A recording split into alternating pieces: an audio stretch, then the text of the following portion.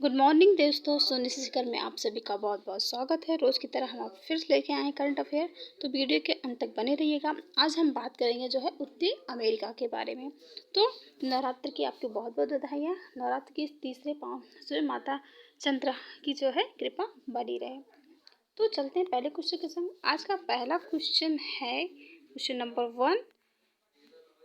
हाल ही में कौन सा राज्य रेबीज मुक्त घोषित होने वाला पहला राज्य बना? वैसे ये घोषित तो हो गया था 2021 में, ठीक 2021 में घोषित हो गया, लेकिन कौन सा ऐसा राज्य था? गुजरात, गोवा, कर्नाटक, तमिलनाडु। बात करें तो गोवा की, तो गोवा जो है रेबीज मुक्त हो चुका है, ठीक। तो Goa is the first rabies free state in the country. पूरे देश में गोवा जो है रेबीज से मुक्त हो चुका है। इसका सही आंसर क्या हो जाएगा? गोवा। चलते हैं अगले क्वेश्चन के संग। अगला क्वेश्चन है कि हाल ही में किस राज्य के पूर्व मुख्यमंत्री भीम बहादुर गुरंग का निधन हुआ? ये आपके भीम बहादुर गुरंग है, जो former chief minister of Sikkim, Sikkim के किसान मुख्यमंत्री थे। अगर बात किया जाए तो ये जो है कब से कब तक थे? 11 अक्टूबर 1929 से 28 मार्च 2022 तक थे। इनका जो है हाल ही में निधन हो गया। ये जैसा कि अभी यहाँ पता चला कि इसका आंसर क्या होगा? सिक्किम। तो सिक्किम इसका सही आंसर है। ये कौन है? भीम बहादुर गुरंग है। चलते हैं थर्ड क्वेश्चन के संग। थर्ड क्वेश्चन है कि हाल ही में ग्राहम थोर्प किस देश के क्रिकेटर के बोर्ड के कोच, मुख्य कोच बने?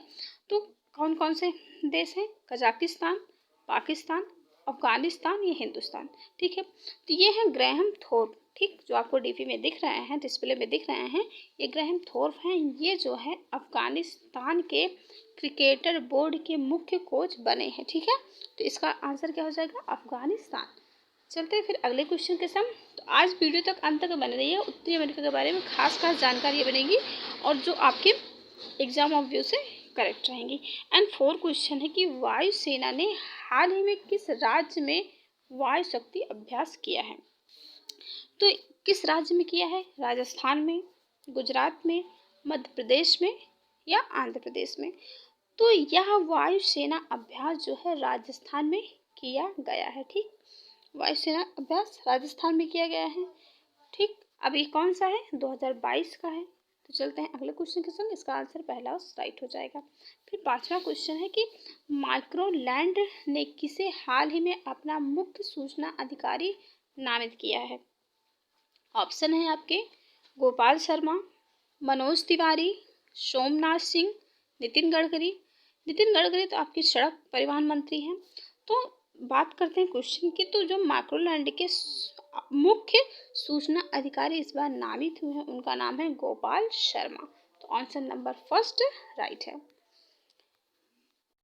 कुछ जो है ये युद्ध हैं जो कब कब हुए हैं, तो आप इन्हें डिटेल से ऐसे सुनते चलिएगा, आपको अपने आप याद हो जाएगा। बात करते हैं तराइन के, जो है तराइन के प्रथम युद्ध के। तो किस वर्ष हुआ था? ये भारत की ऐतिहासिक लड़ाई है। तो हुई कब थी? जो है 1191 में हुई थी। कौन सी युद्ध था? तराइन का प्रथम युद्ध। बात करें इसमें किसको किसने हराया था, तो पृथ्वीराज चौहान ने मोहम्मद गौरी को हराया था, ठीक। किसने? पृथ्वीराज चौहान ने मोहम्मद गौरी को हराया था। कौन सा युद्ध है? 1191 का है। नाम क्या है इस युद्ध का? तराइन का प्रथम युद्ध, ठीक। फिर चलते हैं सेकेंड वाली लाइन पे। तो सेकेंड वाली लाइन क्या है कि तराइन का द्वितीय युद्ध कब हुआ था? तो जैसा कि आपको दिख रहा है जो है बोर्ड पे कि तराइन का द्वितीय युद्ध कब हुआ था? 1192 में। अब इसमें बात करें, इसमें किसने किसको हराया था? तो अब इसका सेम उल्टा है कि मोहम्मद गौरी ने, ठीक, पृथ्वीराज चौहान को हराया था। इसमें कौन जीता था? पृथ्वीराज चौहान जीते थे। इसमें कौन जीता? मोहम्मद गौरी ने जीता। तो ठीक, पहले की बात करें 1191 की, तो पृथ्वीराज और जो है मोहम्मद गौरी के बीच में हो। जीतने वाले पहले वाले कौन है? पृथ्वीराज है। दूसरा कब हुआ था? 1191। इसमें जीतने वाला कौन है? मोहम्मद गौरी। फिर चलते हैं चंदावर का युद्ध। चंदावर का युद्ध जो है 1194 में हुआ था। बात करें इसमें कौन कौन से खिलाड़ी थे मिंटू से युद्ध किन के बीच में हुआ था? मोहम्मद गौरी और जयचंद के बीच में। तो मोहम्मद गौरी और जयचंद के बीच में ये युद्ध हुआ था और इसमें जयचंद कौन क्या हुए थे? पराजित हो गए थे। ठीक, जयचंद क्या हो गए थे? पराजित हो गए थे। आपसे ये भी पूछा जाएगा कि किन किन युद्धों में मोहम्मद गौरी थे? तो तराइन के प्रथम युद्ध, द्वितीय युद्ध और चंदावर के युद्ध में भी थे। वो तराइन के प्रथम युद्ध में जो है हार गए थे और बाकी युद्ध में जो है वो जीते थे। फिर अगला क्वेश्चन है पानीपत का प्रथम युद्ध जो कि हुआ था 1526 में, आप सभी जानते हैं। ठीक, पानीपत मैदान में जो है 1526 में हुआ था। अब इसमें कौन कौन हुआ था? तो इसमें जो है होने वाला कौन, मतलब इसमें किनके बीच युद्ध हुआ था? तो बात करते हैं कि आपने नाम सुना होगा बाबर और इब्राहिम लोदी। तो बाबर ने इब्राहिम लोदी को हराया था। किसने? बाबर ने। और इब्राहिम लोदी को किसने हराया था? बाबर ने हराया था। तो ये कौन सा युद्ध था? पानीपत का प्रथम युद्ध था। और कब हुआ था? 1526 में हुआ था। जीतने वाले कौन थे? बाबर थे। और हारने वाले कौन थे? इब्राहिम लोदी थे। फिर अगला क्वेश्चन है आपका खानवा का युद्ध।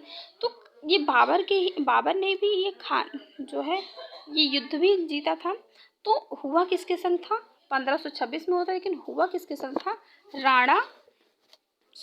राणा सांगा के बीच में। ठीक, राणा सांगा के बीच में यह युद्ध हुआ था और जीतने वाला कौन था? बाबर था। कौन सा युद्ध? ये खानवा का युद्ध हुआ है। फिर क्या क्वेश्चन बनेगा? कब हुआ था? इस खानवा का युद्ध कब हुआ था? 1526 में हुआ था।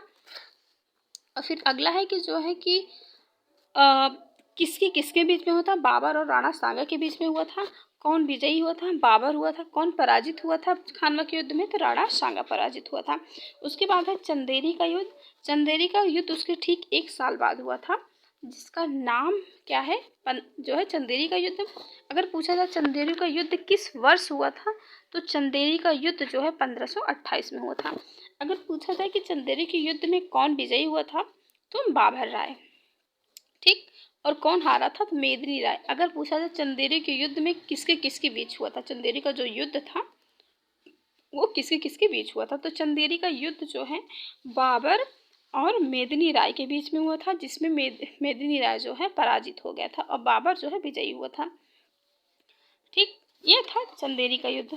फिर चंदेरी के युद्ध के बाद जो है 1529 में जो है एक युद्ध हुआ जिसका नाम था घाघरा का युद्ध। अब ये घाघरा का युद्ध क्यों कहा जाता है? क्योंकि जो ये हमारे गंगा के ऊपर वाले जो प्रांत हैं, मिंटू से नेपाल के नीचे, वहाँ पे एक घाघरा नदी निकलती है, तो उसी के आसपास ये युद्ध हुआ था, इसलिए इसे घाघरा का युद्ध कहा गया। अगर पूछा जाए कि घाघरा का युद्ध किस वर्ष हुआ, तो ये जो है 1529 में हुआ। पूछा जाए अगर घाघरा का युद्ध किसके बीच में हुआ, तो बाबर और अफगानों के बीच में हुआ था। ठीक, बाबर और अफगानों के बीच में हुआ था, जिससे अफगानी लोग क्या पराजित हो गए थे। ठीक, किससे पराजित हुए थे? बाबर से पराजित हुए थे। किस युद्ध में पराजित हुए थे? घाघरा युद्ध में। ठीक, कब हुआ था? 1529 में हुआ था। फिर अगला है कि चौसा का युद्ध कब हुआ था? जैसा कि आप सभी जानते हैं चौसा का युद्ध जो है 1539 में हुआ था। बात करें कि अगर 1539 में तो उसमें जीतने वाला कौन था, हारने वाला कौन था? तो हारने वाला तो तभी पता चलेगा जब हम जानेंगे किसके बीच युद्ध हुआ है। तो किसके बीच हुआ था? शेर शाह सूरी और हुमायूं के बीच में यह युद्ध हुआ था। अब आपसे पूछा जाए ये हुमायूं कौन है, तो हुमायूं जो है बाबर का पुत्र था। ठीक, हुमायूं बाबर का पुत्र था और शेर शाह उसका दुश्मन था, जो कि अफगान से ही था। तो शेर शाह और हुमायूं के बीच में युद्ध हुआ था, जिसमें से शेर शाह विजयी हुआ था और क्या बोलते हैं, बाबर का पुत्र हुमायूं पराजित हुआ था। ठीक, कौन से युद्ध में? चौसा के युद्ध में। ऐसे ही कल भी हम आपसे मिलेंगे इसके आगे जो है, जिसमें हम बात करेंगे पानीपत की दूसरी युद्ध, तालीकोट का युद्ध, पलाशी का युद्ध। तो ठीक, तो चलते हैं बात करते हैं जो हमने आपसे बात करने के लिए कहा था। तो जैसे पैनल पे आप देख रहे होंगे कि ये क्या है, पूरे हमारे विश्व के महाद्वीप और सागर हैं। ठीक, तो हमने इसके पहले कौन सी बात की थी? एशिया की बात की थी, फिर यूरोप की बात की थी। अब हम बात करते हैं सीधा उसके सामने उत्तरी अमेरिका के। उत्तरी अमेरिका के अगर दक्षिण दिशा में बात की जाए, तो फिर से ये नीचे वाली दिशा ही आ जाएगी। ठीक, तो पूरब में कौन सा है? उत्तरी अटलांटिक महासागर है और पश्चिम में कौन है? उत्तरी प्रशांत महासागर है। ठीक, अगर बात की जाए ये क्षेत्रफल की दृष्टि से उत्तरी अमेरिका, ठीक, क्षेत्रफल की दृष्टि से उत्तरी अमेरिका तीसरे स्थान पर है। ठीक, ये बात आपको कंफर्म हो गई। तो कौन से स्थान पे है? जो है थर्ड स्थान पे है।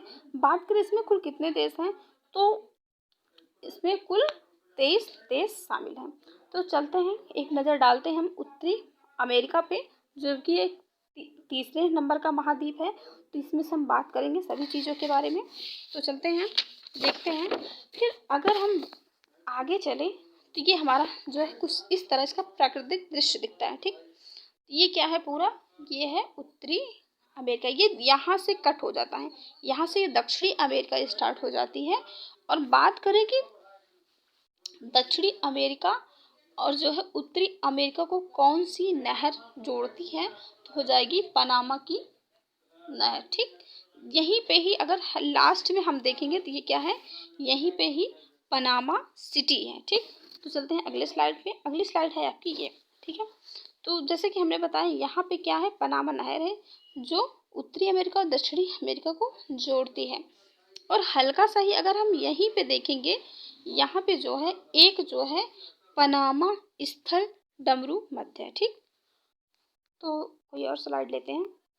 ये पूरे विश्व में हम इस तरह देखेंगे तो हमारा कुछ उत्तरी अमेरिका इस तरह दिखेगा, और ये यहाँ पे दक्षिणी अमेरिका है। ठीक, और ये क्या है? अटलांटिक। ठीक, और ये क्या है? उत्तरी अमेरिका का फ्लैग है। ठीक, हमने चर्चा नहीं की थी, लेकिन ये उत्तरी अमेरिका का फ्लैग है। ठीक, अगर हम अपने नोट्स से कुछ आपको जानकारी दें तो यहाँ देखिए एशिया, और ये क्या हो जाएगा? कनाडा। ठीक, एशिया और उत्तरी अमेरिका को मैंने कल भी बताया था, अगर आपको ध्यान हो तो, एक जल संधि थी जिसका नाम था बेरिंग जल संधि, एशिया और उत्तरी अमेरिका को जोड़ती है। एक मिनट, आप यहाँ से आ जाइए जरा सा। ये तो एशिया को कौन सा जोड़ती है?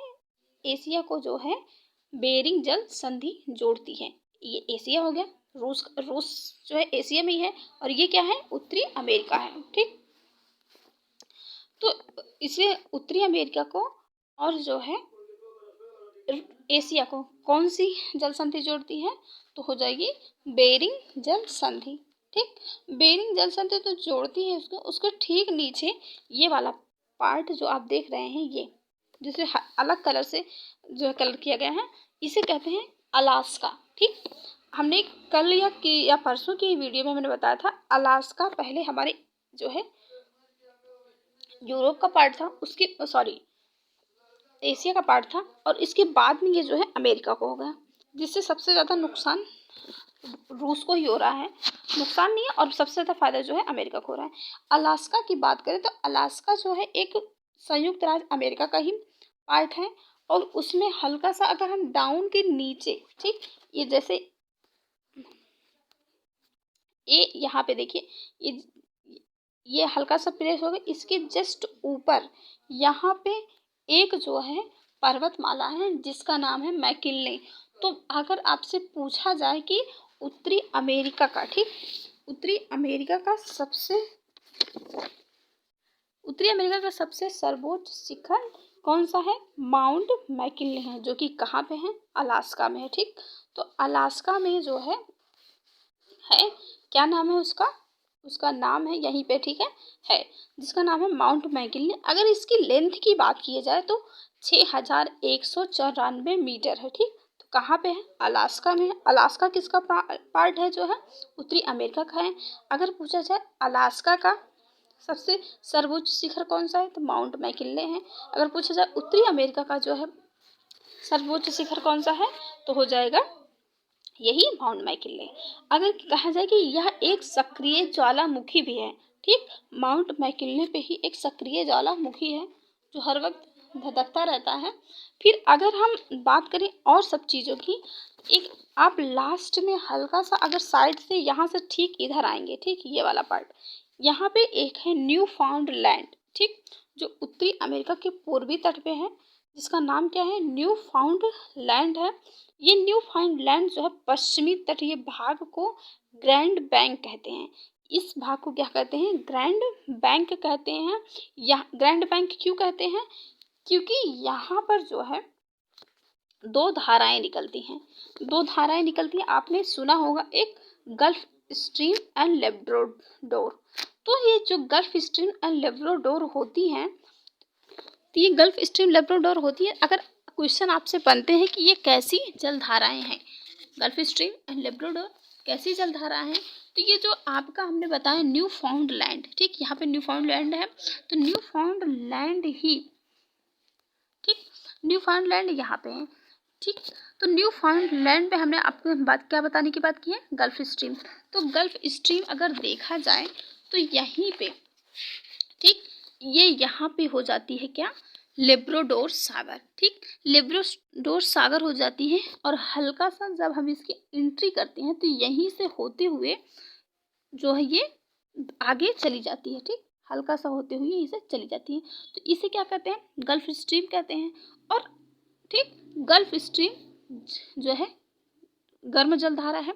और मैंने बताया कि लेब्राडोर, तो लेब्राडोर भी एक ऐसी जलधारा है जो इधर से होते हुए जाती है, ठीक। तो ये जब दोनों जाती हैं तो यहीं पे एक जो है बनती है ग्रैंड बैंक, ठीक, ग्रैंड बैंक बनती है। यह जो है मत्स्य पालन का सबसे प्रमुख केंद्र है। ऐसा क्यों होता है? क्योंकि जब एक तरफ से गर्म जलधारा, एक तरफ से ठंडी जलधारा आएंगी तो बीच में मछलियों का भोजन बनता है, जो मछलियों को पालने में हमारी सहायता करता है। तो इसीलिए उसे क्या कहते हैं? ग्रैंड बैंक कहते हैं। तो पूछा जाए कि आपसे ग्रैंड बैंक कहाँ पे है? न्यू फाउंड लैंड के दक्षिणी पश्चिमी तटीय भाग पर है, ठीक, ठीक है। तो ये क्या है? उत्तरी अमेरिका है। उत्तरी अमेरिका में हमने ये बात की। तो अगर पूछा क्वेश्चन, अगर आपसे यही पूछेगा गल्फ स्ट्रीम कैसी जलधारा है, तो गल्फ स्ट्रीम गर्म जलधारा है। लेब्राडोर कैसी जलधारा है? तो ठंडी जलधारा है, ठीक है। फिर अगर बात की जाए कि जो है उत्तरी अमेरिका के शीतोष्ण घास के मैदान को क्या कहते हैं, ठीक, उत्तरी अमेरिका के शीतोष्ण घास के मैदान को प्रेरीज कहते हैं, ठीक, प्रेरीज कहते हैं। फिर अगर बात की जाए तो कि संयुक्त राज्य अमेरिका मतलब उत्तरी अमेरिका के दक्षिणी पूर्वी तट पर जो है ये यहाँ पे देखेंगे हल्का सा, ये यहाँ पे हो जाएगी मैक्सिको की खाड़ी, ठीक। तो ये मैक्सिको की खाड़ी जो है ये यहाँ पे हो जाएगी। ये मैक्सिको है, मैक्सिको की खाड़ी ये हो गई। मैक्सिको की खाड़ी पर चलने वाले चक्रवात को, ठीक, यहीं से जो है चक्रवात उठते हैं जिसे हरिकेन एंड टोरनेडो कहते हैं, ठीक। क्या कहते हैं? हरिकेन, और दूसरा क्या है? टोरनेडो, ठीक, टोरनेडो कहते हैं। तो बंगाल की खाड़ी बोल रहे हैं आपसे, कौन सी हो जाएगी ये?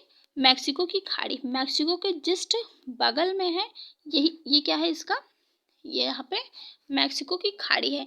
मैक्सिको की खाड़ी से जस्ट हल्का सा नीचे बीचों बीच होके यहीं से एक रेखा गुजरती है जिसका नाम है कर्क रेखा, ठीक, ठीक। कर्क रेखा को, सॉरी, मैक्सिको की खाड़ी को दो भागों में डिवाइड करती है कर्क रेखा। और ठीक, और अगर बात करें मैक्सिको की सिटी यहीं पे है, ठीक, मैक्सिको की सिटी एकदम टाउन में है। जो एक क्या है, मैक्सिको की सिटी जो है वहाँ पे एक मीटू से एक बंदरगाह है, ठीक। तो चलते हैं अगले वाले स्लाइड पे।